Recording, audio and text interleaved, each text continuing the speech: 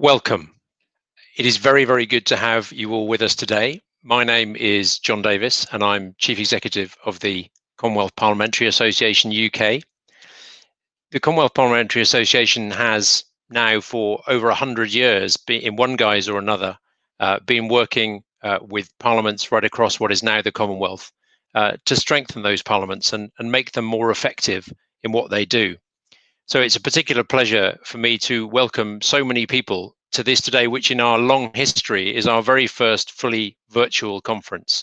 It's fantastic to have seen in the chat this morning so many of you introducing yourselves to each other, and you are very, very welcome to this event. To give you you probably already have a sense from the chat perhaps of just how many people are out there, but the number has been climbing steadily in recent days. But as of last night, there were already 240 people registered. Perhaps one of the bonuses of this pandemic we're all going through is that it has made us think of doing things virtually like this, whereas perhaps we might have been running, and we were planning to run a traditional physical conference. So there are over 240 of you out there from I think over 30 countries and jurisdictions, around a half from the United Kingdom, but from 30 other countries, from well distributed across the whole of the world, as you'll see. I think we have over 30 participants from Africa, over 30 from the Asia Pacific region, 30 or so from the Americas and the British Overseas Territories, and across a wide range of sectors as well. So thank you for choosing to spend your time at this conference. If I may say now a little bit about why the Commonwealth Parliamentary Association is working on this theme. For the last 4 years or so, we have, and you've seen some of the leading lights in it there in the video, been focusing on modern slavery as a key part which both the UK Parliament and other parliaments can and should do more on. And you'll hear more about that over the next couple of days. But it has been a key part of our work. Indeed, when I came to the CPA 3 years ago, it was one of the most attractive things about what the CPA UK was doing, and I hope you will agree that we have done, in our small way, some important work on this theme. One of the challenges we've faced is how to keep the momentum going, how to take this work forward, and I'm delighted to be introducing shortly the person with whom I had the first conversation about this conference, indeed who probably takes the credit for being the inventor of this particular event, and that's Professor Andrew Thompson of the AHRC. I'm not going to give full bios of those I'm introducing, if you'll forgive me. You have them on the conference platform, so forgive me if I don't take the time doing that. But Andrew, a distinguished academic, very distinguished in his leadership of the Arts and Humanities Research Council in the UK, and a leading figure in the UK research and innovation. And it was he and I, some time ago now, I think, had the first conversation about trying to create this kind of event. So I'm not going to say more about the event or about his work and what he does. If I may, Andrew, now I will be handing over to you to say a few words. Thank you very much. Thank you, John, and it's a pleasure to be with you all at this international launch of the Policy and Evidence Centre for Modern Slavery and Human Trafficking. I'm the international champion of UK research and innovation, which brings together the 9 UK research councils. But until very recently, as John said, I was the executive chair of the Arts and Humanities Research Council. And when 2 years ago, we began to scope out the potential for this Policy and Evidence Centre and to chase down the funding required, I think we were prompted by 2 beliefs, but maybe more accurately, they were as much instincts as beliefs at that stage. And it's these 2 things that I want to highlight for you and share with you in my opening remarks today.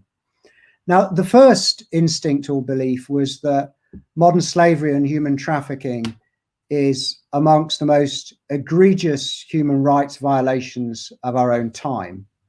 But to coin the words of the former speaker, it's a human rights violation that's out of sight and out of mind, or perhaps hiding in plain sight. And there's a real need to ratchet up the scale of recognition and comprehension of the problem. But as well as being an egregious human rights violation, it is a complex societal issue, the causes and the course and the consequences of which do need to be better understood if we're going to address the problem and devise the right sort of policy interventions. And it is, moreover, a societal issue that requires a strong human angle to comprehend it, a keen sense of history, a sharp awareness of cultural context, and truly global perspectives. And so it seemed highly appropriate that we would be bringing disciplines from the arts and humanities and the social sciences to bear on better understanding the problem and to generate new knowledge about it. Only then, I think, did we believe that we could adequately understand what indeed makes people vulnerable to human trafficking, the mindsets of the traffickers themselves, the experiences of victims, of course, and the needs of survivors and their many different paths to recovery. This very much, emphatically actually, is a societally engaged field of research in which we have to put academic rigor and scholarly standards hand in hand with a really strong moral duty and moral imperative. The second belief that weighed on our minds as the Policy and Evidence Centre was a glimmer in our eyes was the instinct that we could only progress our vision for the centre in partnership. And that is partnership with a capital P and partnership along multiple axes. The bid itself, and has very much benefited from this, was co-created with the Home Office. And I'd like to register my thanks today, particularly to the Chief Scientific Advisor at the Home Office, John Aston, but the Modern Slavery team and Victoria Atkins as well, who'll be joining you at a later stage. We've already been held up as an exemplar of how universities and researchers and research councils should be interacting with the chief scientific advisors across Westminster and Whitehall in order to get a better interface between research and public policy. Since then, the Policy and Evidence Centre has progressed not only through this close collaboration with the Home Office, but critically on a number of other axes. We have strong and developing relationships and valued relationships with NGOs, civil society groups, and the churches, including those rightly involving survivors and victims. We have strong relationships with international business to address the question of supply chain. And many MPs who are invested in tackling this issue have connected with the Policy and Evidence Centre and been kind enough to support us and offer their wise counsel. And to that list, we can very much now look to add international partners, and especially those of you from the Commonwealth. For it's only in the spirit of partnership that we're going to be able to make inroads on this problem. We believe, I think, that we are the world's first Policy and Evidence Centre tackling modern slavery and human trafficking, certainly on this size and scale. We feel the weight of that responsibility. We're reaching out to you today because we believe that we have to tackle modern slavery and human trafficking internationally as well as domestically. And we're convinced that in taking this approach, we have to be highly collaborative. We want to hear your views, not only on the sort of subjects we should be focusing on, but how we should be focusing on those things. We want to pioneer new methods and approaches, as well as carefully targeting our energies and efforts upon those things where we think we can make a biggest difference. I think this Policy and Evidence Centre lives by what I would call the 3 I's. The first I is interdisciplinary. We have to mobilise relevant knowledge from across the research base to do our best to tackle trafficking and slavery. The second I is impact. We are ruthlessly and rigorously outcomes and outputs focused. We want to land the research in a world where civil society groups and NGOs and government and business can actually do something with it. But finally, the third I is international. We're living through a global pandemic, which is a global problem requiring global thinking and a global response. But the same must equally and emphatically be true of human trafficking and modern slavery. So I wish you really well in your discussions and your deliberations over this conference, and look forward to seeing what comes out of it. Thank you very much. Andrew, thank you so much for that introduction, and it's been a pleasure working with you on this. And now, if I may, over to Murray Hunt, who, as the first director of the Policy and Evidence Centre, again, has been a key part of the work that you just described. Murray, over to you. Thank you very much indeed, John, and good morning, everybody. My name is Murray Hunt. I'm the director of the Policy and Evidence Centre on Modern Slavery and Human Rights, and I'm extremely pleased to extend a very warm welcome to you all, watching from so many different countries on behalf of all the members of the consortium. The number of partners, there are 6 partners in the consortium that make up the centre, and we're all extremely pleased to have such extensive international participation in today's event. I'd like to briefly pay tribute to Professor Andrew Thompson. It was his vision for this centre which really made it possible, and to the Arts and Humanities Research Council, who saw that vision through to where we are today with the setting up of the centre. It's a very big day for the centre. This is the day on which we officially launch it with this international conference. Our new website has gone live today, and I hope you'll all be exploring that in the course of the conference. I'd also like to thank CPA UK for all their efforts in organising today's event. It's taken a huge amount of organisation with all the challenges that virtual conferences present, and they've done a wonderful job, and many thanks to them. And I'd like to pay tribute also to the enormous work that they've done on modern slavery and human trafficking in the last few years. They really have been pioneering in their work with parliamentarians. Their handbook for parliamentarians is a model of its kind. In my previous life, I worked as legal advisor to the Joint Committee on Human Rights, and I know the importance of parliamentarians getting involved in these large human rights issues. And so the help of organisations like the CPA to assist parliamentarians in understanding the complexity of the issues is absolutely invaluable. It's a great shame that we're not able to meet in person today and that we're having to do this online. But of course, that's one of many challenges that COVID-19 is presenting to us. The current pandemic has, of course, laid bare the extent of the inequalities in our societies. It's been something like a magnifying glass, bringing into sharp focus the structural causes of modern slavery and the ways in which vulnerable people are exploited.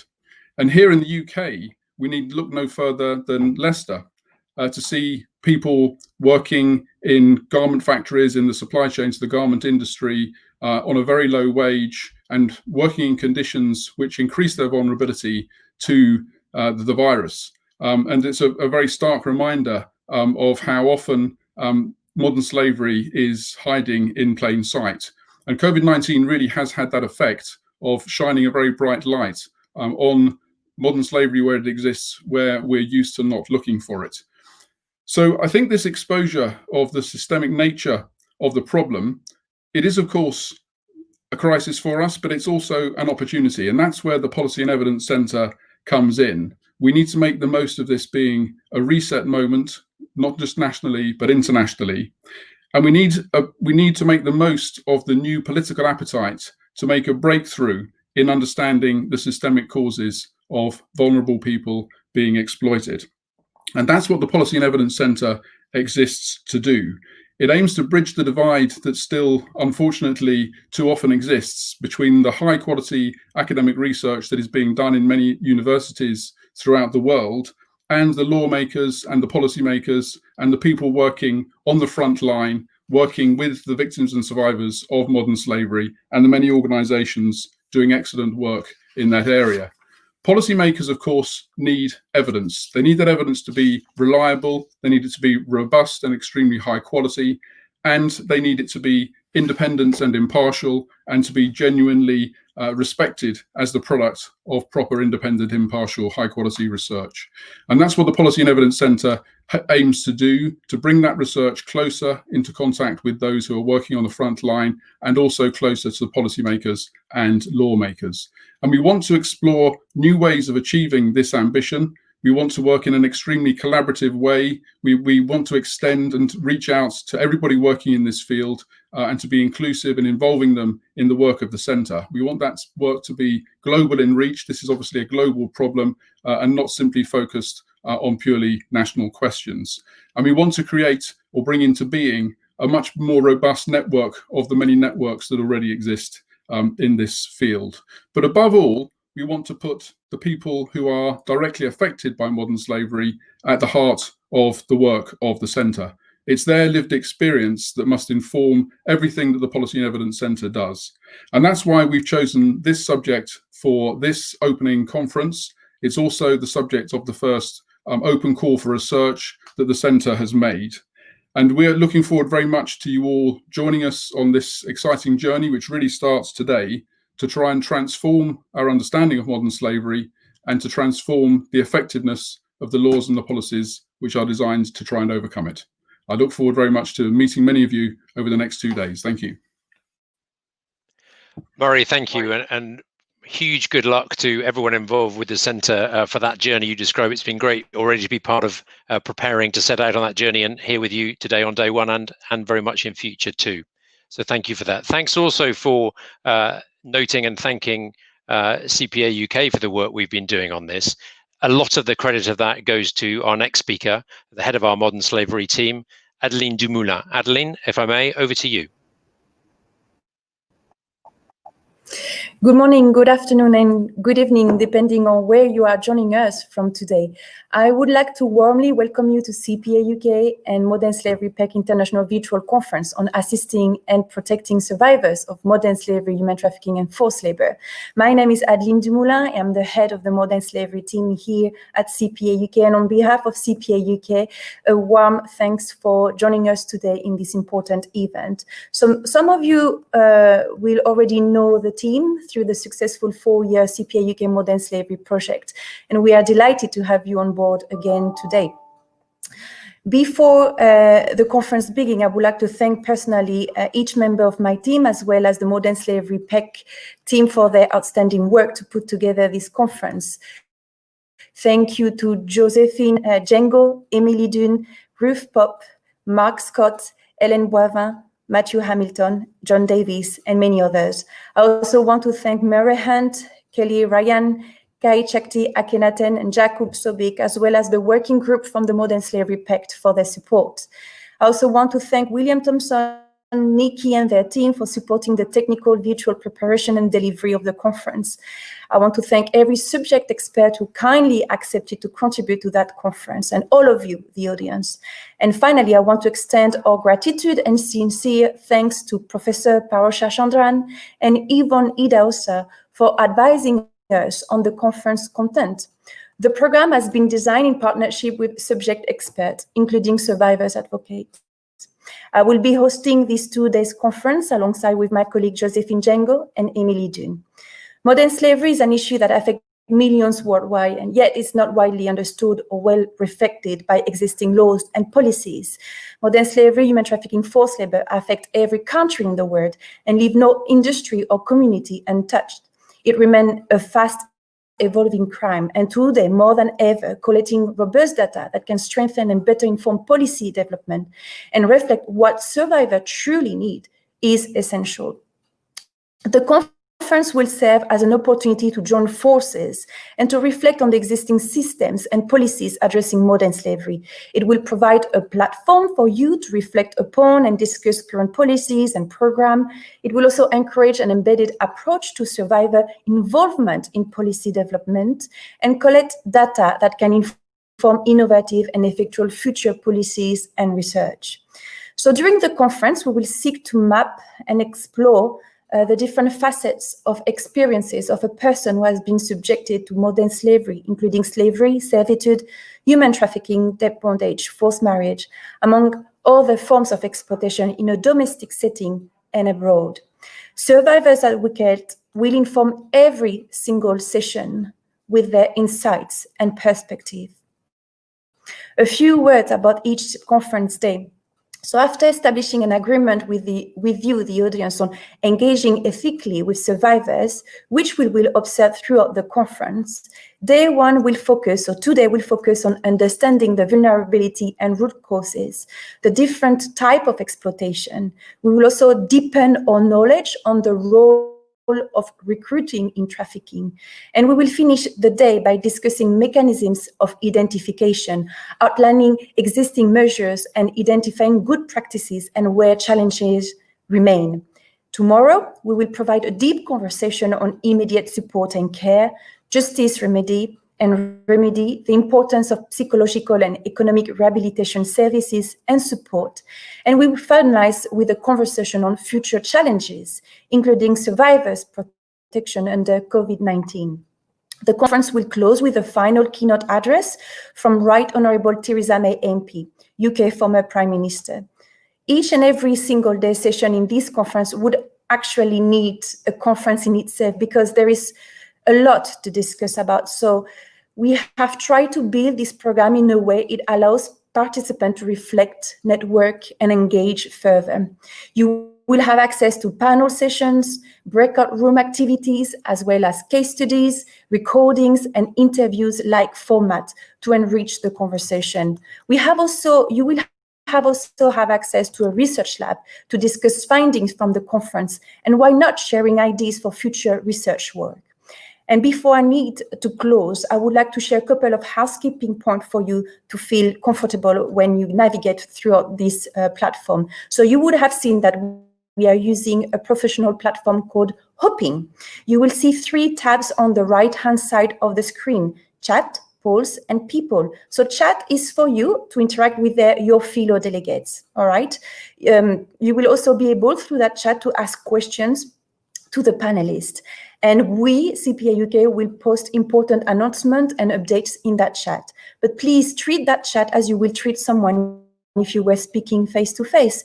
Do not spam the chat with the same messages multiple times, and please be respectful of all speakers and attendees. If you do not follow these guidelines, I'm afraid we will have to remove your message.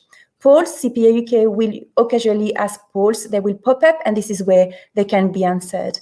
And People, this is where you will find a list of the Philo workshop participants. So their name and organization are listed there. You are able to directly and privately message people by going into the People tab, clicking their profile photo, and selecting Start Your Conversation. It's quite simple. Then there is 5 main tabs on the left-hand side of your screen. Reception, that's the home page of the conference. If you scroll down on the reception tab, you can find information and the time of upcoming session. If you're in the middle of a session and want to access the program schedule, you can also click the same small icon at the top of the screen next to the Hosted By logo, which provides a drop-down of the schedule to scroll through. Stage, this is where we are currently, the main stage, the main area of the conference. Every single session will begin here. If there is a red light hovering by the stage, it means that the session is currently running. Session, this is where all the conference breakout rooms can be found. You will need to join a breakout room for a session, and you will be directed to do so by a CPA UK member staff during the session. Networking, as you can see from the program, we have set aside some specific time for networking. This is where it will happen. However, networking is also available to participants throughout the entire conference. Expo, this is a resource area, and if you have any technical questions, there will be one member of my team who will be very happy to help you and support you with this. I think this is it for me. Thank you again for joining us today on this important event. Over to you, John. Thanks, Adeline, and thank you for all the work that's gone into putting this on today, obviously to you and the whole team. Finally, in this welcome session, Murray has talked about partnership. It's all about partnership, this work, and partnership with international organizations, particularly the United Nations, is a key part of that, of course. So we're really pleased to have with us today the Special Rapporteur for Contemporary Forms of Slavery, Professor Tomoya Obokata. Professor, over to you, if I may. Well, thank you very much. Well, Excellencies, distinguished guests, ladies and gentlemen, I would like to begin by thanking the organizers for inviting me to this very important conference. I will talk about the key impacts of COVID-19 on modern slavery, as this issue has become a grave concern for my mandate as a Special Rapporteur on contemporary forms of slavery, and I am about to present my report on this very topic to the United Nations Human Rights Council. Undoubtedly, the pandemic has posed unprecedented challenges for action against modern slavery. To begin with, I have received information that various states are shifting their resources from anti-slavery efforts to fight the pandemic. As a result, identification and protection of victims already held in slavery, forced labor, and other slave-like practices have become very difficult during the pandemic. Despite the challenges faced by all states, I wish to emphasize that international human rights law continues to apply during the COVID-19 crisis due to the non-derogable nature of the prohibition of slavery and forced labor. This means that they must continue to investigate, prosecute, and punish modern slavery, and more importantly, to identify and protect its victims. It is essential that all assistance measures must reflect the voices of survivors and be tailored to meet the individual needs sufficiently. We should also not forget the medium to long-term impacts of COVID-19. It is a fact that millions of workers have been unemployed during the crisis globally, and there is emerging evidence that they are pushed into the informal or even illegal economies which are rife with exploitation.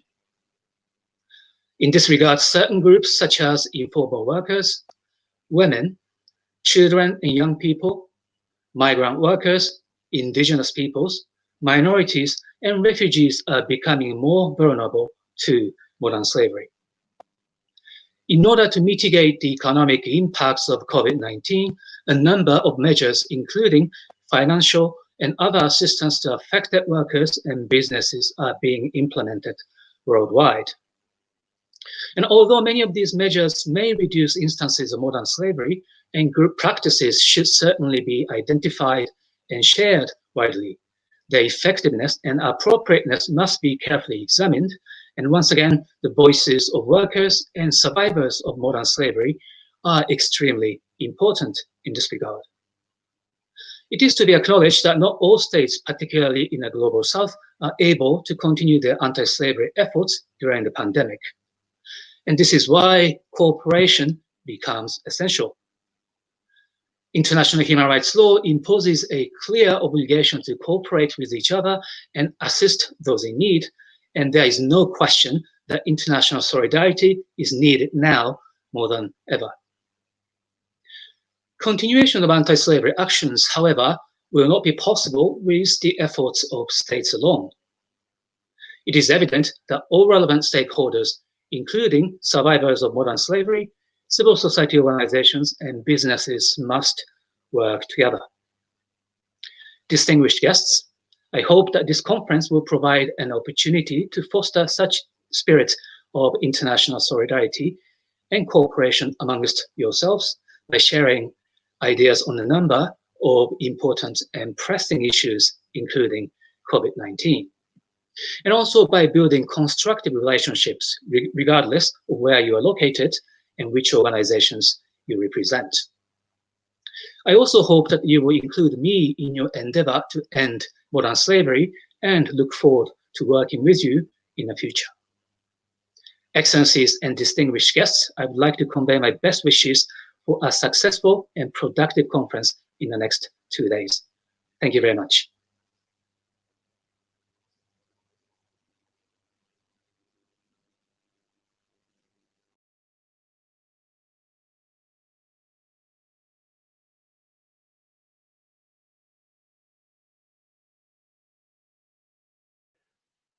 Professor, thank you very much, and thank you very much especially for finding time to do this when, as you say, you are about to present your report. So it's much appreciated. And indeed, thank you to all our speakers in that first opening session. And if I may now, I will hand over back to one of those, to Adeline Dumoula, to take you on now into the first session proper of the conference. May I wish you a very excellent couple of days. I look forward to seeing you, hearing from you, listening to you, and learning from you. Adeline, over to you.